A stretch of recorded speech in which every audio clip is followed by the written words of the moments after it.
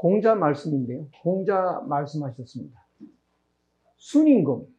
순임금은 키한 거는 이제 좀손대 그냥 아마 이런 뜻이고요. 이걸 해석 안 해도 괜찮습니다. 순임금은 대지이로다. 대지이로다. 보통 지혜롭다라는 거하고 크게 지혜롭다고 하는 거하고 좀 차이가 있습니다. 지혜롭다라는 말은 지식 수준이 높아서 잘 따진다 이런 개념이 있습니다. 이건 이거고 저건 저거고 이렇게 조목조목 잘 따지는 사람, 그걸 지라고 하면, 이 대지는 그런 뜻보다도 가장 현명하게 대처한다. 최고의 수준에서 대처하는 지혜, 그런 뜻으로 대지라고 썼습니다. 그럼 어떻게 하길래 대지가 되느냐? 수는 호문이 호찰 이언, 묻기를 좋아하고, 또 이언은 가까울 이자, 가까운 말, 평범한 말, 심오하지 않은 말, 그런 거를 잘 살피기 좋아한다. 살피기 좋아한다. 살핀다라는 뜻에 찰이라는 뜻이 있고요. 또 이렇게 이것도 이제 본다, 살핀다 이런 건데, 시라는 글자도 있고, 견이라는 뜻도 있고, 관자도 있죠. 예, 관자도 있습니다. 이거는 그냥 눈으로 보는 거고, 이거는 좀 응시하는 겁니다. 이게 겨울에 이렇게 눈금이죠. 눈금인데, 그거를 보는 겁니다. 옛날 겨울에 눈금은 잘 모르겠더라고. 이게 몇 근인지, 그러니까 자세히 봐야지. 그렇지 않으면 잘 모릅니다. 그래서 저울을 이렇게 권이라고 쓰는데, 권력이라는 게 이 잘못된 용어인데요. 아마 옛날에 쓰지 않은 글자인데 일본이 썼지 않나 싶은데, 권력이라는 거는 저울 때 쥐는 힘이죠. 저울 때를 가진 자, 이게 권력이라고. 아마도 저울 때를 쥐면 마음대로 할 수 있을 것 같아요. 거기도 이거 2건 이런데 이게 3건인지 2건인지 1건 반인지 일반 사람들 눈금 점만 똑똑똑 찍혀가지고요. 잘 모릅니다. 그거. 그래서 그건 좀 잘못 쓰는 것 같은데, 권력. 그래서 눈금을 잘 본다는 것은 자세히 살피는 거고, 요 찰은 지붕 아래에서 제사 지내는 겁니다. 예.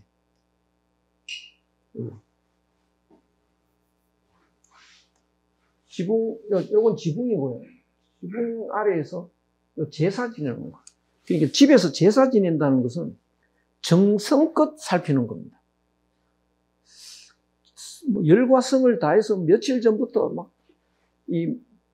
정성을 들이고 이러면 신이 광림하는 게 보인다고 할 정도로 그러더라고요. 그러니까 아주 세밀하게 살피는 겁니다.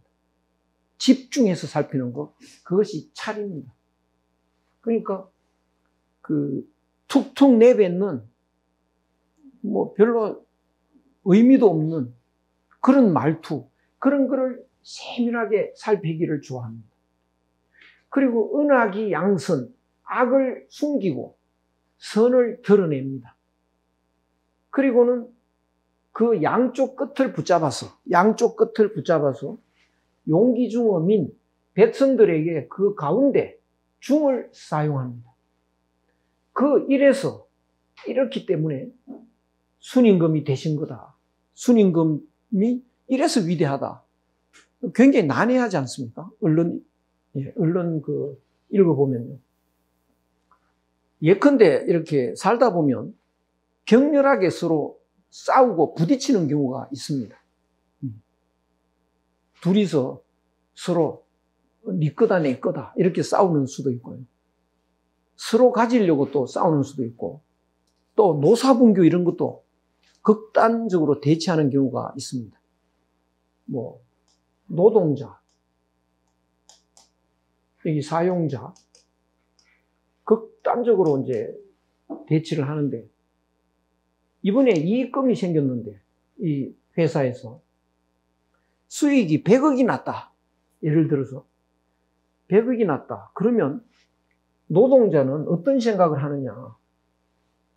사장님이야 뭐 일도 안 하셨고 왔다 갔다가 그냥 뭐 또 자가용 타고 골프도 치시고 일은 우리가 다 했다. 그리고 또 노동가치설이라는 게 있었어요. 이 이익금을 내는 건 다 노동의 대가다. 그러니까 100억은 우리가 나눠야지. 사장님이야 뭐 가져갈 게 없다. 또 이렇게 극단적인 주장을 할 수 있습니다. 그러면 사장님은 또 어떤 생각을 할까요? 아니, 이 회사를 누가 만들었는데 내 돈으로 만들어가지고 우리 사원들 다 먹고 살았다. 가족까지 내가 다 살렸다. 그렇게까지 베풀었는데 무슨 이익금은 그렇게 탐을 내면 되겠냐? 이건 내가 가져야지. 너는 월급으로 만족해라. 뭐 이렇게 이제 극단적일 수 있다고요. 그러면 이제 노동부 장관이 가서 그러지 말고 모이십시오. 50씩 반반으로 가지십시오. 그러면 예, 감사합니다라고 할까요? 둘 다 들고 일어납니다. 노동자는 왜 우리가 반밖에 못 갔느냐? 너무 적다. 여기서도 왜 그만큼이나 주냐? 너무 많이 준다. 이제 다 반발해 버립니다. 찬성한 사람 한 명도 없다고요. 그럼 이거 어떻게 해결해야 되나요? 결국은 해결이 안 되고 이제 자꾸 대치하면 이제 잡아넣겠다. 이래가지고 이제 마지못해 해결을 시켜놓으면 다들 불만이 이렇게 돼가지고요. 그러나 이제 그 분규는 끝냈다 하더라도 이 마음속에서는 해결 안 된 겁니다. 그럼 이거 어떻게 해결해야 될까? 순임금이라면 어떻게 해결하느냐? 이제 순임금이 묻기를 좋아합니다. 여기 이제 노동자한테 갑니다. 뭘 묻느냐 이거 가서 네. 그 고향은 어디요? 뭐 이런 거 묻는다고요. 우리나라 사람 잘 묻지 않습니까? 다른 나라 사람 잘 안 묻는데 우리는 고향이 어디요? 학교는 어디 나왔어요? 뭐 이런 거 자꾸 묻거든요. 한국 사람은 그거 왜 물을까요? 그런 풍속이 있지 않습니까, 우리가? 심지어는 나이는 얼마 이런 거는 이제 특히 여자들한테는 그 큰 결례라고 하는데 우리는 잘 묻습니다. 그거. 왜 한국 사람은 그럴까? 우리나라 사람은요, 남이라는 개념이 없습니다. 우리가 남이 아닌데, 근데 딱 만나니까 스먹스먹 하잖아요. 그러니까 남이 아닌 끈을 찾으려고 해요. 그래서 고향이 어디요? 나도 거기 살았는데. 이제 이렇게 되는 거죠. 내 동생이 그거 살고 있다라든가, 학교 어디 나왔냐? 내 그 옆에 학교 다녔다. 아니, 같은 학교네. 뭐 이렇게 나오죠. 그럼 이제 나이를 또 묻는다고요. 우리는 하나다라는 게 깔려 있습니다. 한국인의 정서 속에서는요. 우린 남이 아니고 가족이야. 그래서 나이를 물었더니, 내보다 2살 많네, 언니, 이런다고요. 내보다 2살 적잖아, 동생 하겠네, 말 놓겠네, 뭐 이러고. 다른 나라에 없는 풍속인데요. 그래서 그는 이것저것 자꾸 묻는 이유가 우리가 남이 아니라는 걸 찾아내려고 해요. 바로 순임금이 똑같습니다. 순임금이 동이족입니다. 우리나라 한국 철학의 대변자입니다. 그 1인 첫째가 순임금이고 두 번째가 맹자입니다. 그래서 그 두 철학자는 그 한국 철학을 이제 제대로 설명하는 사람들인데요. 그래서 자꾸 물어. 그러다 보면 이 끈이 통하는 점이 자꾸 찾아진다고요. 그 뭐 고향도 뭐 알고 자꾸 찾아보면 그 연결이 됩니다. 그러니까 처음에는 장관님이 오신다? 나를 나쁜 놈 취급하겠지. 마음의 문을 틀어막습니다. 근데 자꾸 이것저것 이야기하다 보니까 남이 아니라는 게 이제 자꾸 드러나죠. 마음의 문을 조금 엽니다, 이제. 그러다 하면은 툭툭 내뱉는 말이 있습니다. 당신하고 우린 달라. 우리는 맨날 뭐 노동이나 하고 말이죠. 집에 가다가 소주나 먹고 이런 막 까는 인생인데 우리말 우리하고 이야기 안 됩니다. 막 이렇게 또 마음의 문을 닫아 놓죠. 뭐 그냥 소주 좋아하는구나. 나도 좋아한다. 같이 한잔하자. 뭐 이렇게 나오는 겁니다. 그러니까 툭툭 내뱉는 말을 잘 들어보고 거기에 내하고 통하는 점을 찾아가지고 동조를 해버린다고요. 그러면 남이 아니잖아요. 남이 아니다라고 할 때 이제 마음의 문이 활짝 열립니다. 그러면서 이제 순임금은 애초에 이 사람들을 남으로 여기지 않았고 마음이 하나로 통해 있었는데 이 사람들의 마음이 열리면 이제 형제처럼 돼버리는 거죠. 마음이 하나로 통합니다. 한 마음이 되죠. 한 마음이 되면 이제 전에는요 완전히 적개심을 갖고 있었습니다. 한 마음이 되면 사람이 바뀝니다. 전에는 노동자 입장에서는 사장님은 적이었다고요. 근데 이제는 마음이 열리니까 달리 보이기 시작합니다. 그러면서 한 마음이 된 뒤로 보면 나쁜 놈을 바라볼 때요.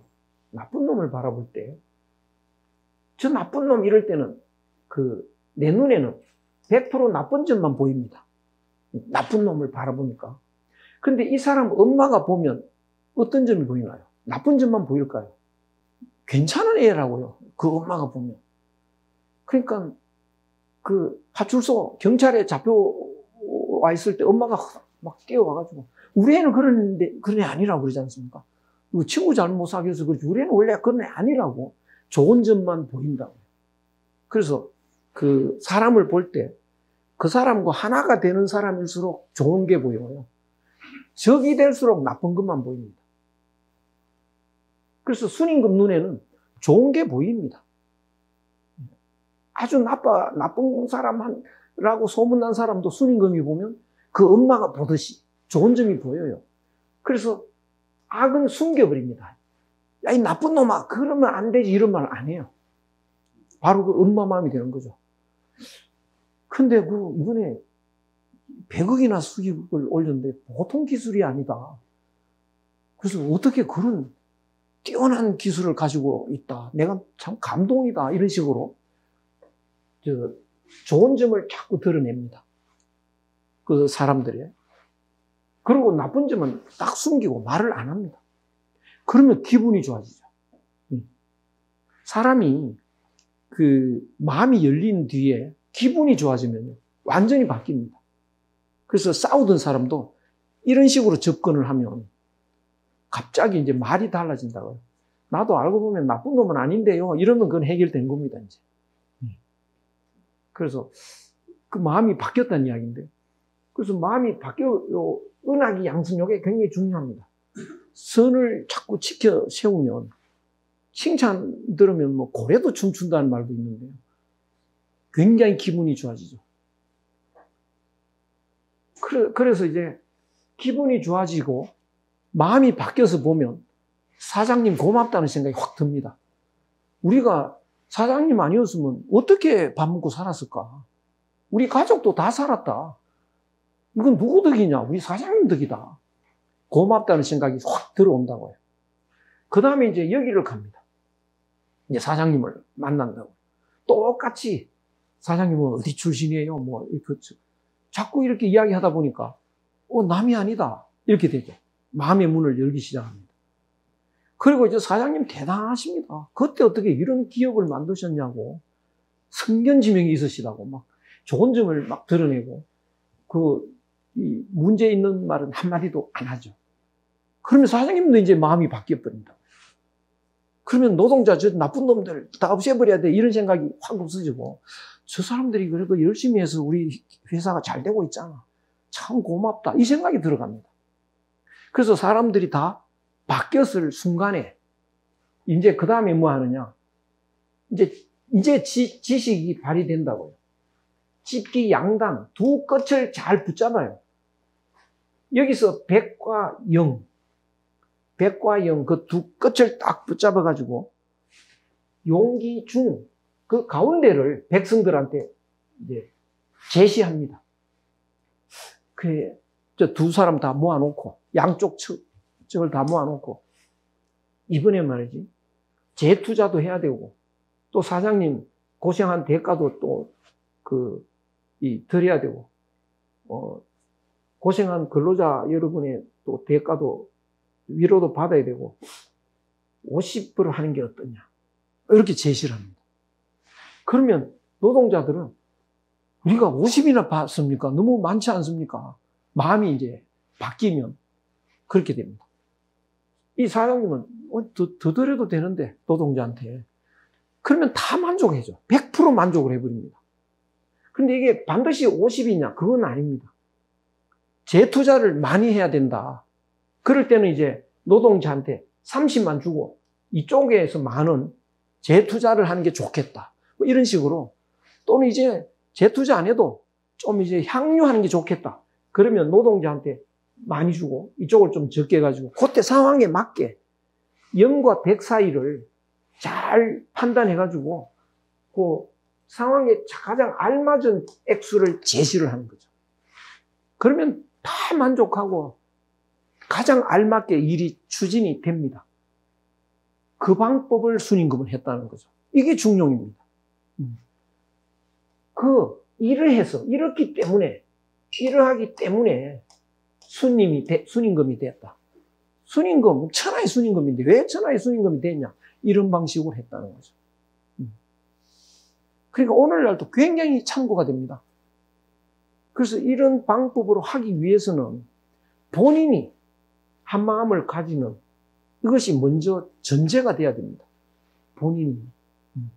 우리도 지금 양극으로 완전히 우리나라가 갈라져 있는데 순임금 같은 마음으로 양쪽을 이렇게 접근하면 이제 해결책이 나올 수도 있습니다. 그래서 이런 방법입니다. 이런 방법. 그런 의미에서 이제 대시다. 순임금은 크게 지혜로우신 분이다. 이거는 모든 분규에서 다 일어날 수 있습니다. 우리 집에 담벼락이 무너졌는데 이제 수리를 해야 되죠. 그래서 몇몇 업체에 견적을 냈더니 뭐 한쪽은 5천만 원, 4천만 원, 3천만 원, 그래서 3천만 원에 맡겼다. 그러니까 이 사람이 이제 담벼락 수리를 한참 하다가 다 돼갈 쯤 돼서 일을 안 하고 있는 거예요. 왜 일을 안 합니까? 좀 올려주십시오 이러는 거예요. 3천만 원이라고 이제 약속을 했는데 당신 말이야 이 사인한 그 계약서가 있다. 계약 위반을 할 거냐? 자꾸 그런 식으로 하면 내가 법대로 하겠다 이러면요 나 자빠져 버립니다. 완전히 법대로 하려면 하세요 이러고 일이 안 됩니다. 그럼 이제 더 강력하게 완전히 이제 경찰이 체포하러 오게 됐다. 그러면 마지못해 이제 합니다. 해놓고 3천만 원 받아고 갑니다. 6개월 만에 또 무너집니다. 아니면 그 계약 기간 끝나면 바로 무너지게 돼 있습니다. 그럼 어떻게 되느냐? 바로 또 순임금 방식으로 가야죠. 그래서 한 마음이 돼서 보면 그 사람이 왜 3천만 원에 계약을 했는지 보입니다. 그게 원가가 3,500 들어가는데 왜 500 손해보고 계약을 했냐? 그래라도 해야 일을 하지. 그러니까 막 이 손해보고 지금 계약했다는 게 눈에 보이잖아요. 내가 그거 다 안다. 이렇게 이제 칭찬을 해주고 또 그 기술자 대단한 기술이 있다는 것도 칭찬해주고 이러면서 올려주겠다. 이러면 정말 고맙다고 절하고 인사하고 딱 이제 고쳐놓고 가는데요. 100년 돼도 안 무너지게 만들어 놓고 갑니다. 그 방식입니다. 이런 것은. 그래서 그거를 한 마음이 돼서 상대를 보고 상대의 마음을 바꾸고 그렇게 해서 일 처리를 하는 거 이것이 가장 뛰어난 처리 방식이다. 이렇게 말씀드릴 수 있겠네요. 그 다음에 제 7장을 보시면 자왈 인계왈 여지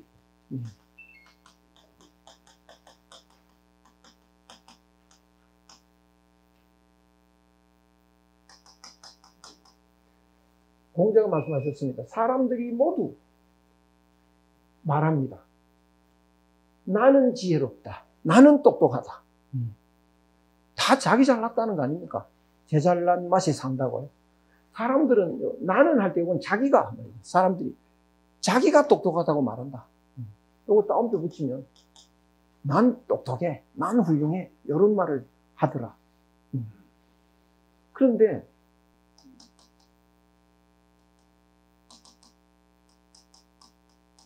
구이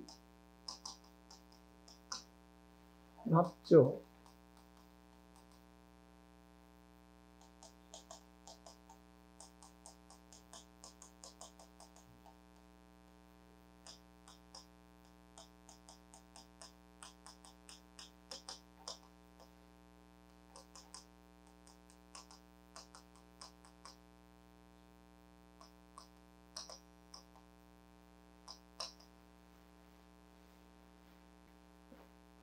사람들은 다 자기가 똑똑하다 말을 하는데 구는 몰아갈 구자입니다.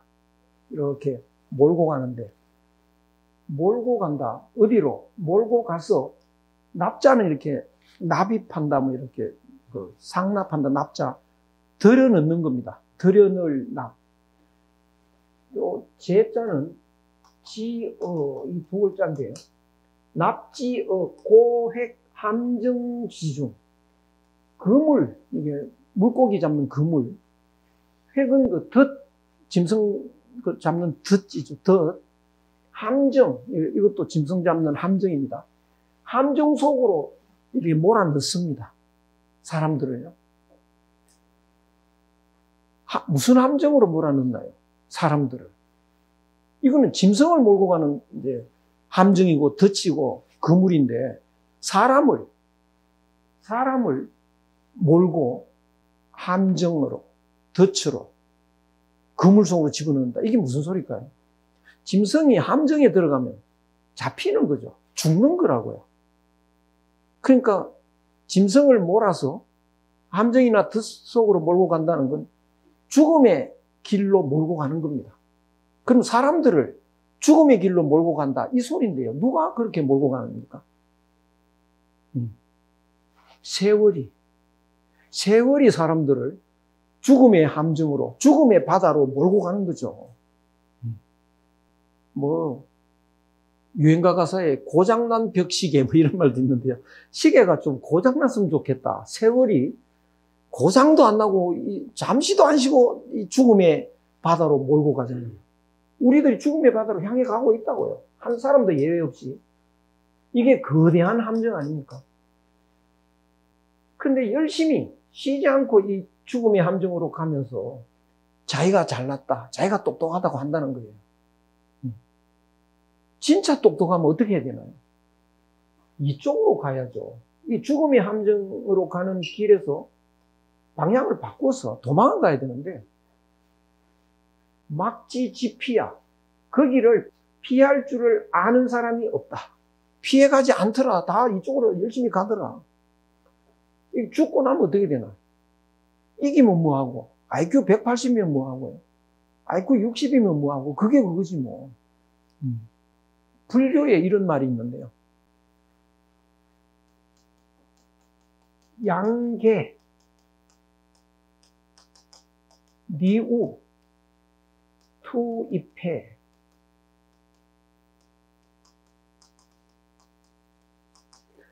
양계 두 마리의 진흙소가 다투면서 바다로 들어간다.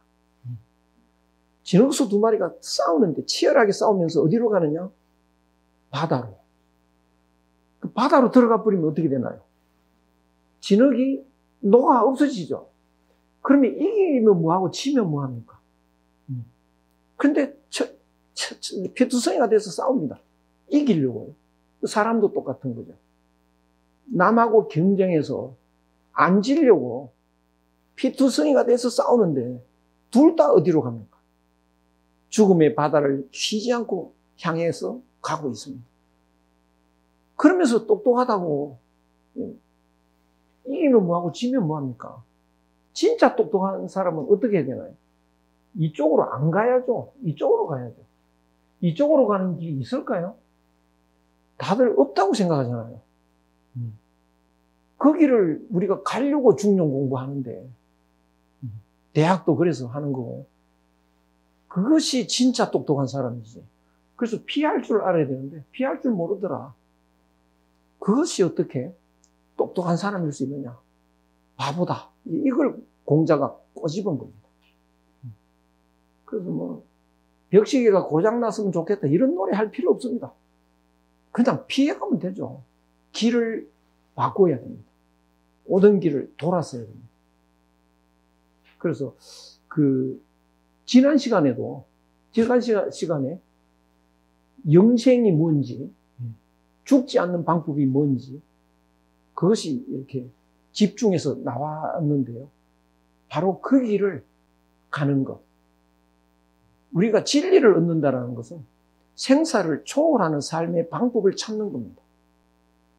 그 길을 놓아두고 죽음의 길로 달려가면서 누가 더 1등했다, 누가 더 똑똑하다, 1등 할수록 빨리 가는데요. 굉장히 어리석은 사람들이다. 그래서 불쌍한 중생이다, 이런 뜻입니다. 그래서 진짜 똑똑한 사람은 죽음의 바다로 가는 이 삶의 길을 바꾸는 데 있다. 인계활 여지.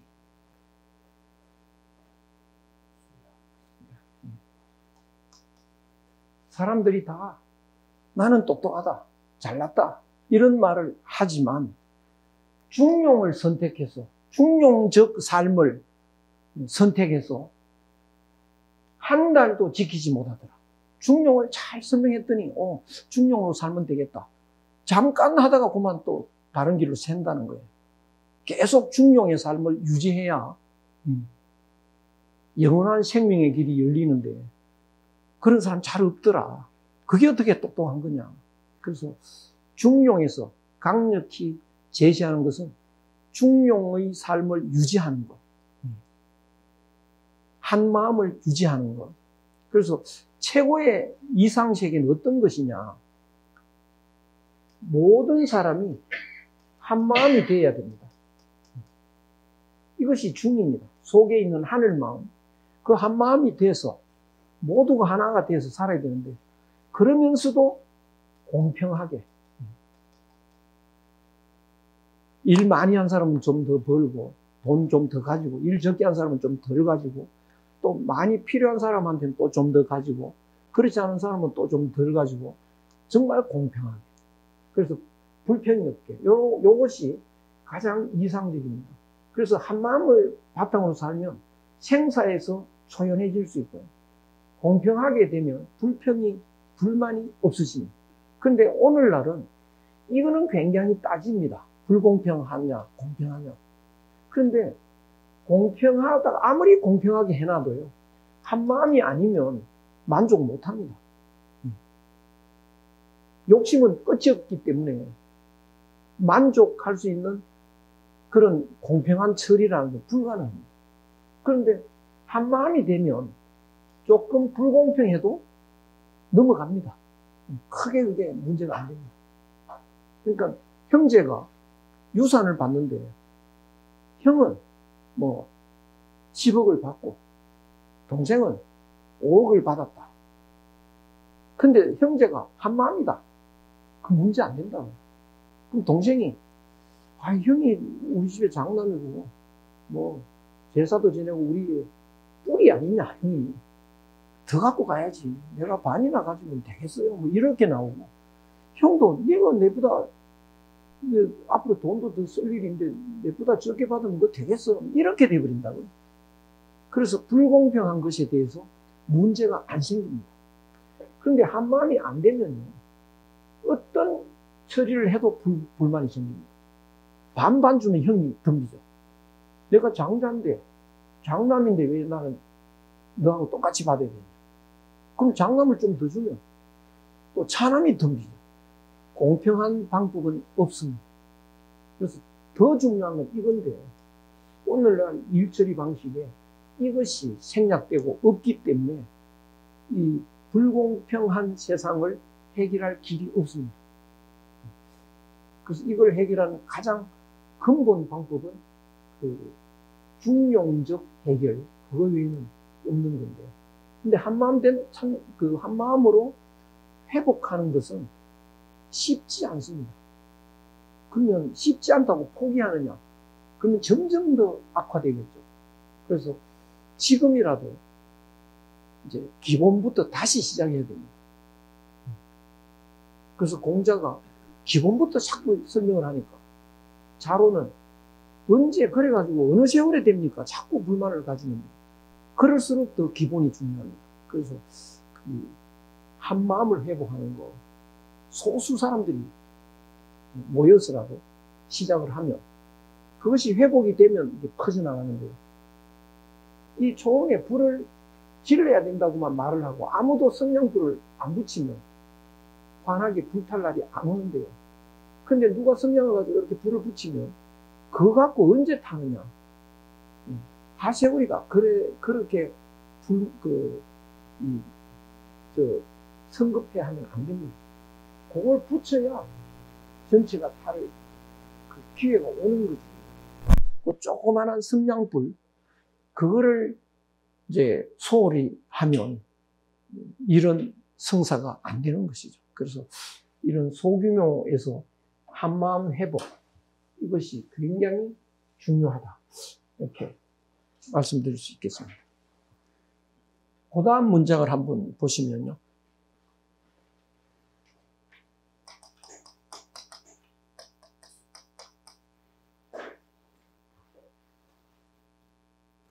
공자가 말씀하셨습니다. 회지위냐.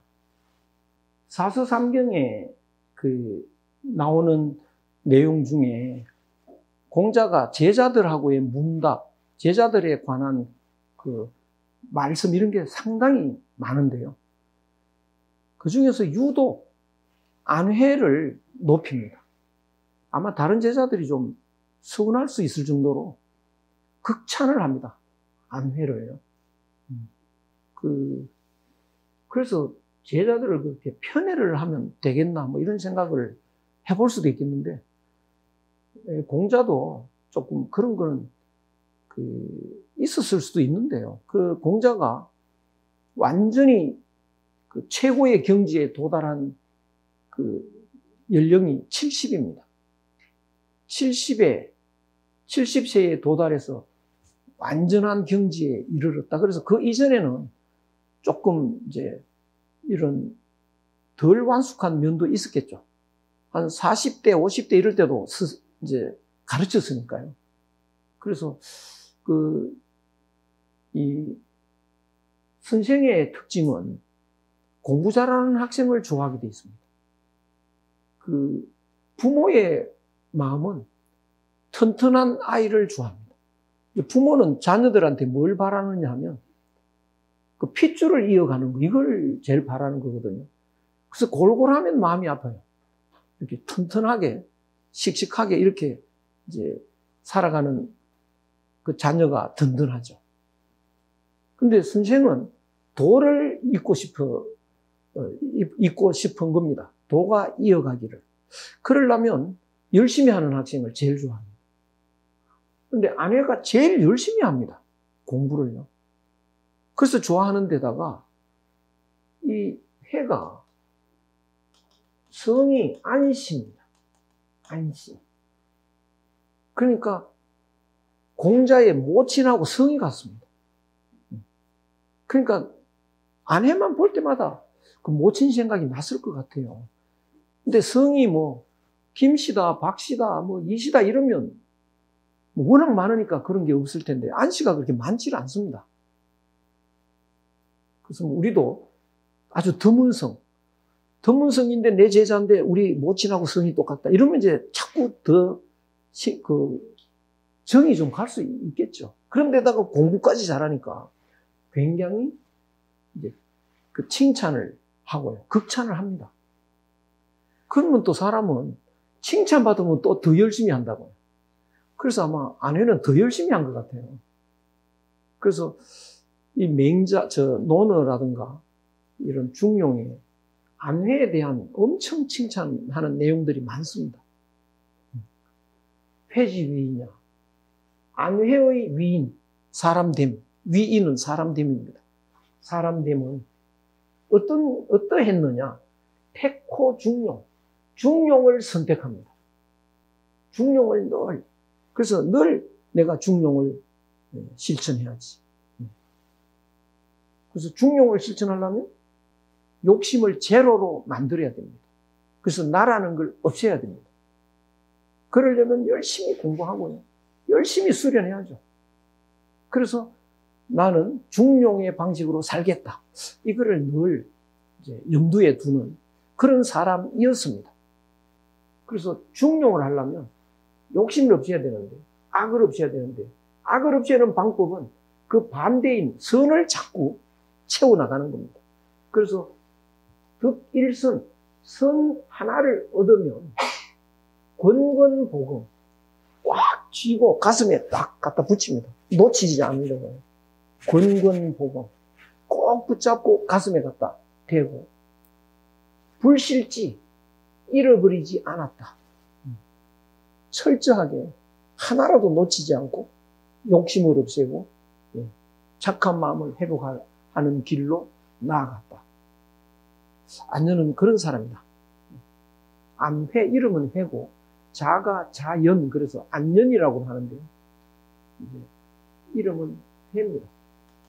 자가 이제 자연이라고 해서 안년 그러죠.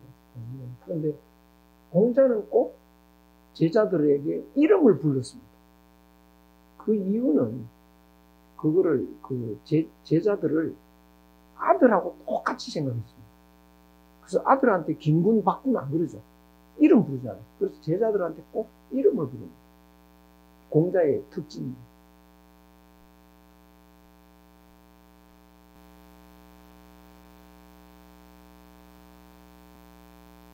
구장을 하나 더 할까요?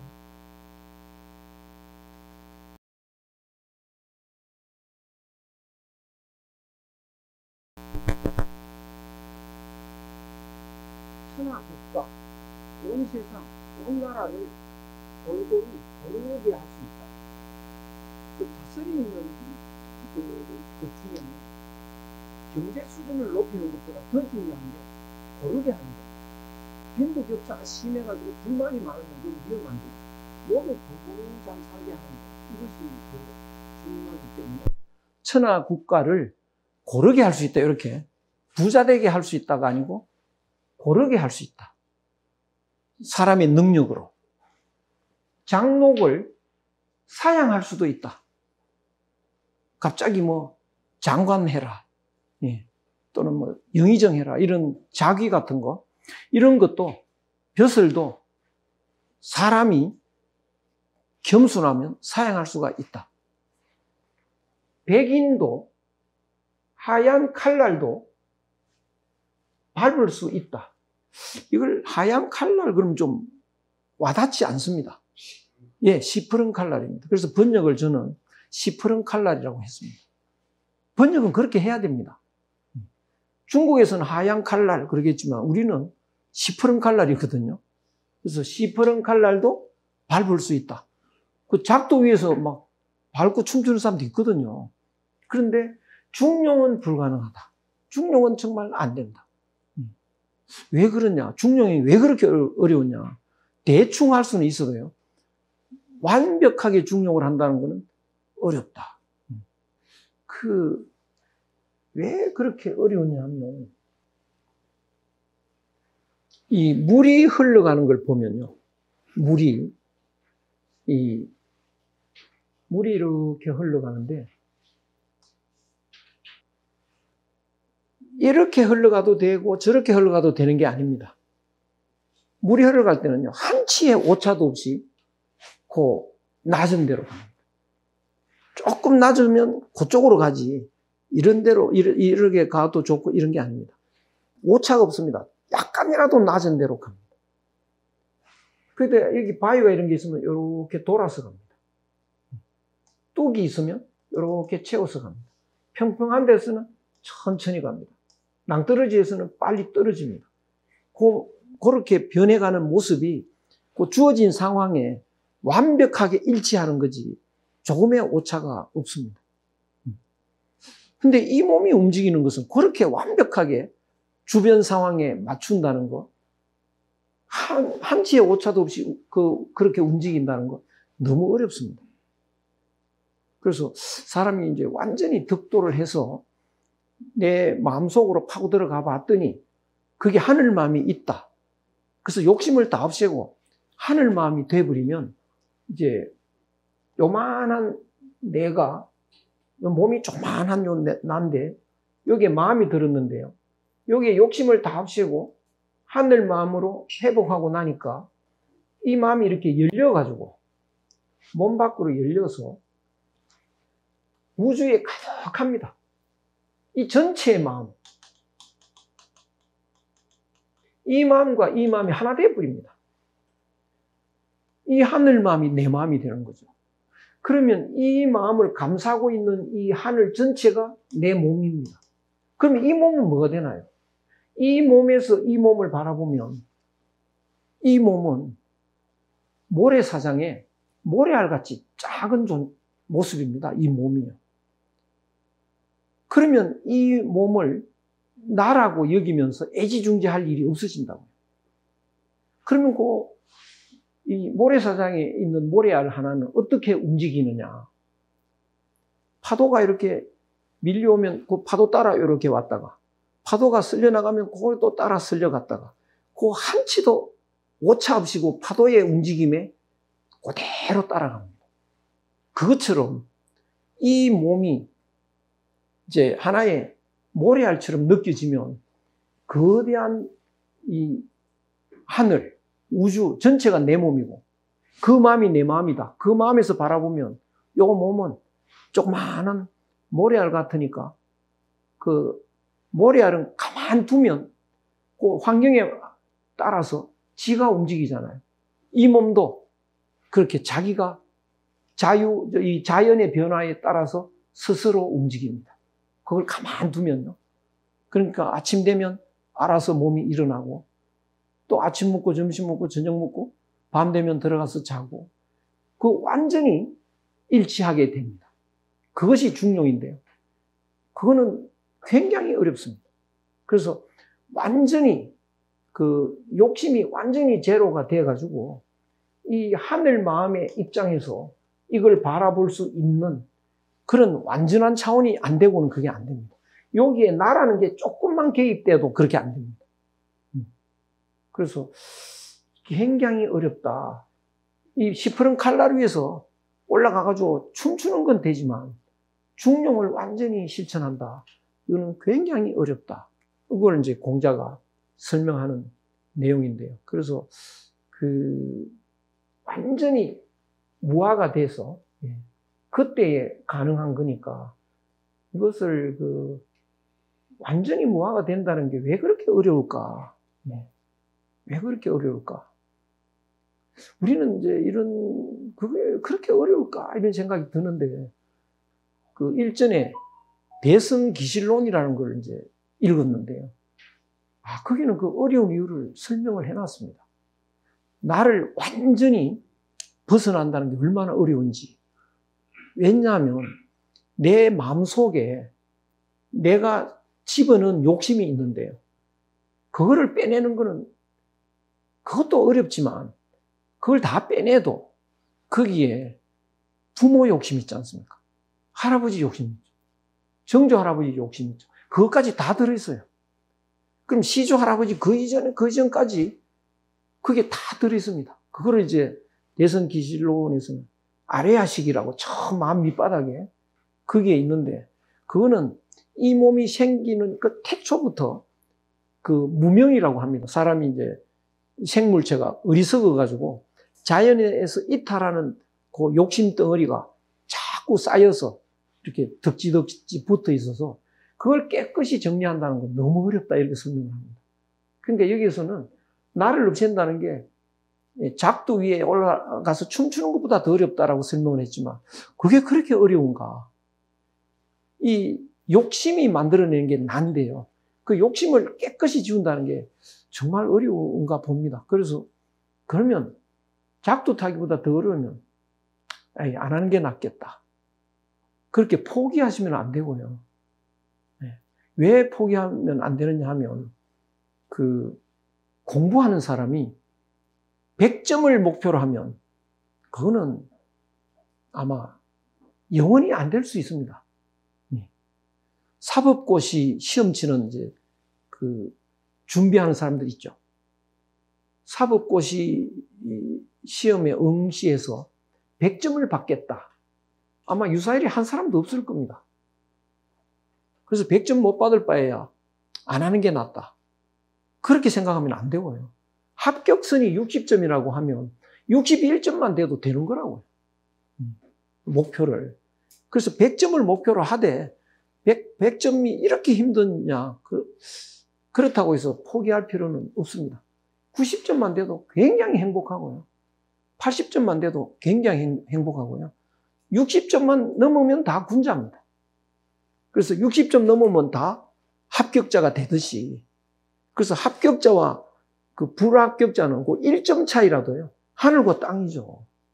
그래서 합격한 사람은 이제 뭐 판검사, 변호사 되는 거고, 그 1점 모자란 사람은 거기 못 가는 거라고요. 그래서 그것처럼 여기에서 보면 군자가 되고 소인이 있는데 요 선을 넘는 거, 요 군자가 되는 선만 넘어도 일단은 성공입니다. 그런데 군자가 목표이면 선 넘기도 어렵습니다.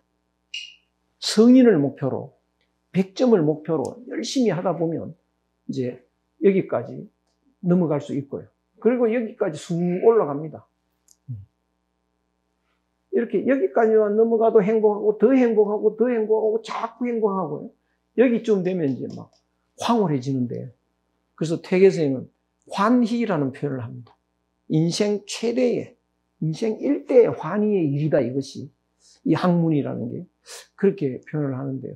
그래서 그 환희를, 기쁨을 조금씩 느끼면 점점 더 이것이 더 그게 증가하게 되는데, 그래서 중용은 이렇게 어렵구나, 작두 타기보다 더 어렵구나 라고 하더라도 그거는 100점짜리인데 우리도 한번 가보자. 갈 가능성은 누구나 있습니다. 그래서 어렵다 하더라도 누구나 그 길은 열려 있고, 그래서 구하라 얻을 것이요, 그 기독교에서도요, 두드리라 열릴 것이다. 간절히만 하면 되는데요. 그래서 어렵다고 포기할 필요는 없습니다. 그래서 이렇게 가다 보면 행복은 여기까지 가야만, 100점까지 가야만 행복한 것이 아니라 그 군자가 일단 되면 기본은 된 거고요. 그 이후로 점점 더 행복이 따라옵니다. 그래서 이 학문 자체가 즐겁고 그러면 되는 거니까. 그래서 너무 공자가 이렇게 어렵냐. 그렇지만 거기까지 가는 길도 즐거운 거니까요. 그래서 오늘은 여기까지 하고 다음 주에 또 뵙겠습니다. 예, 고맙습니다.